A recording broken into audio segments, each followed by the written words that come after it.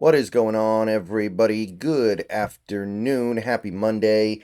And we've got a few different news items, or at the very least, substantial rumor items to discuss regarding a few Seahawks players. And most of this comes from Corbin Smith.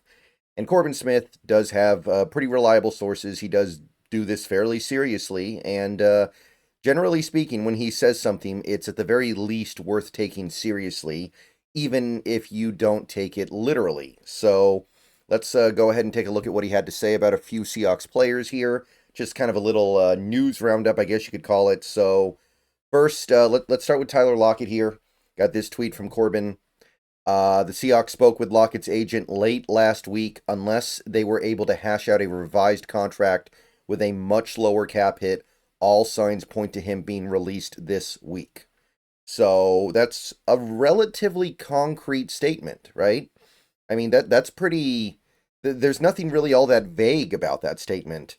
Obviously, all the signs can be pointing one way, and then things go the other way. That is something that happens sometimes in life, but that's a pretty firm reminder that it is very unlikely that the Seattle Seahawks move forward with Tyler Lockett on their team. I know some people are going to have their feelings a little hurt by that. I know some people are going to take that hard, and I get it. He's been a great Seahawk. He may very well end up in the Ring of Honor. He is one of the greatest receivers in Seahawks franchise history, but it's just hard to justify continuing to write it out with him. The thing that with Lockett, the thing that I think people forget is how easy it would be for him to slip even further. Like, clearly, he's not the same player he was in his prime. If he stayed at the exact same level that he was last season, then maybe he'd be worth something to us. Maybe you could bring him back with a $5 million cap hit or something and have it make sense. But what if he slips? What if he becomes even less impactful of a player? What if he becomes somebody who can only give you like 20 snaps a game and only give you like maybe 2 catches a game on average? What if he becomes one of those guys? Very easy for that to happen at this point in his career. He's already given you nothing in terms of yak. His deep ball abilities are starting to leave him a little bit. His ability to go get the deep ball. His hands are still fairly good, but that's something that could start to slip at some point, I guess. And he has no margin for error here. He has no margin to become lesser than he is right now. If he becomes any lesser than he is right now, he is completely replacement level. So I don't see any way that he comes back right now, but I guess the revised contract could happen. In Kubiak's offense, the third receiver doesn't have to be that big of a presence. I will say that. But for me personally, like, wouldn't you rather get somebody younger and cheaper? Like, pretty much any draft pick you make to get a wide receiver in Seattle to be the number 3 instead of Lockett is going to be significantly cheaper than whatever Lockett gets. Even if Lockett signs 1 year, $3 million, the first year cap hit on a rookie receiver is going to be lower than that by a significant amount. So I don't see the appeal except for nostalgic purposes. I don't. And I don't know how much money that's worth to me, but it's probably not worth nearly as much as what Lockett could get from a team like, people are talking about the Raiders. All right, so the next thing we're going to get into kind of re-invokes the DK Metcalf conversation that we've been having on and off for a few days now. Corbin Smith kind of broke the internet a little bit for the Seahawks fans, talking about DK Metcalf. And once again, we kind of have conflicting information here. We got Corbin Smith. He's over the last day or two been talking about how the Bills and Chiefs are keeping an eye on maybe trading for Metcalf over the next several weeks. And he does, I want to say this. I want to be totally fair here. Corbin does say that they're not looking to make a deal. And he also, I think earlier today, went on to say that teams are contacting the Seahawks about Metcalf. The Seahawks are not contacting other teams about Metcalf. So even from Corbin, it sure seems like there's way more interest in getting Metcalf than there is in parting ways with Metcalf. So even from him, he acknowledges that, hey, I don't think this is going to happen. And the Athletic also had this earlier today.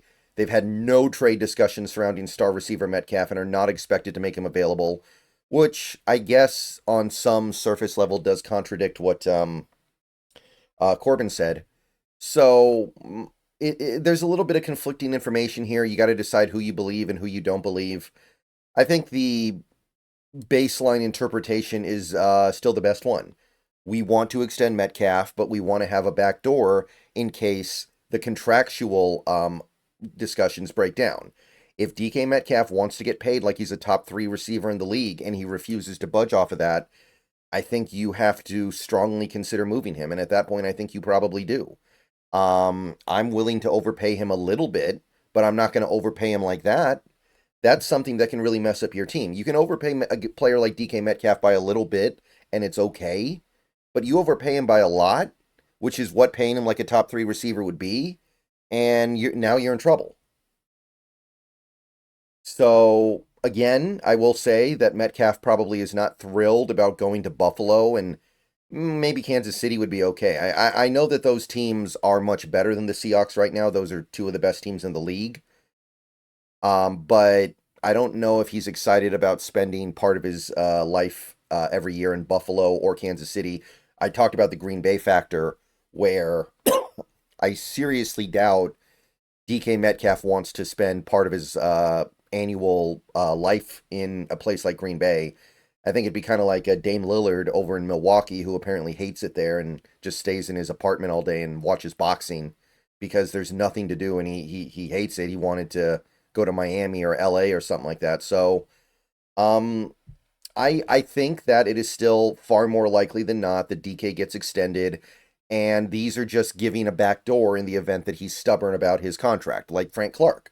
Frank Clark wanted to get paid more than we were willing to pay him, so we had a back door to Kansas City, and we took the back door.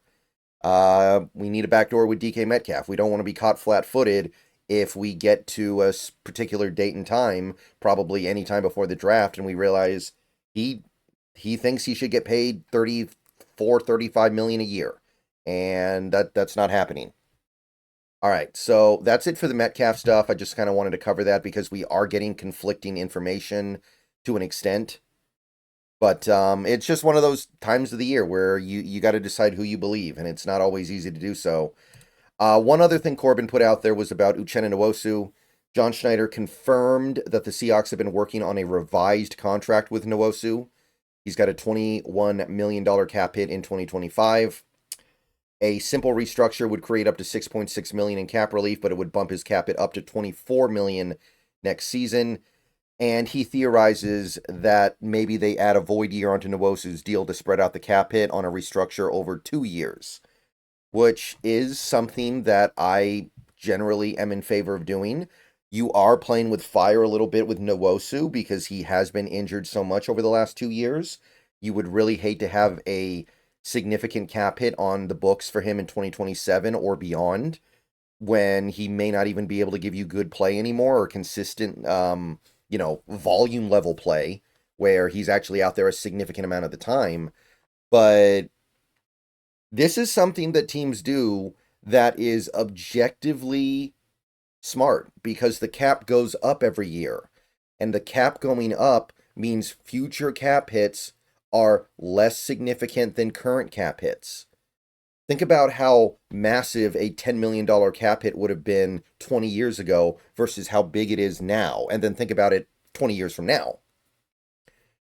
Now, obviously, you're not going to do a void year in 20 years. I don't even think you could do that. But the point that I'm making is that if the cap goes up another $25 million next year, then the weight of, say, a $6 million cap hit for a void hit on Uchenna Nwosu is significantly reduced compared to what it would be this year or the next year. So that's why void years are pretty much always a good thing to do. You still only want to do it for players that you think are going to be worth it. Like the Eagles did massive void year hits on Lane Johnson, and Lane Johnson's one of the best right tackles in the league, so that's worth it. It's uncomfortable, but you're getting one of the best in the business for that price. You don't want to do it for Nwosu and then find out that Nwosu just can't stay healthy anymore. So that's a difficult decision to make. but it does sound like something will get done with Nwosu, and it won't be a cut. It sounds like it will be some kind of revised deal that reduces his cap hit for 2025 and pushes it up maybe next year, and almost certainly introduces a void hit the year after. Which, I mean, I'm not going to say that I'm good with it, but I'm not bad with it either. It's just, I'm kind of like, I'm in limbo on it. I'm like, okay, I hope it works. I'm cool with the concept. I'd rather do it with a player like Leonard Williams, though, somebody who I know is going to be worth it. But I mean, Nwosu's contract is a little bit of a pressing issue right now. All right. See you guys later. Go Hawks. I might post one more video later today. I'm not sure, but let me know what you guys think. I will see you guys either later today or tomorrow. Go Hawks. More news as it comes out.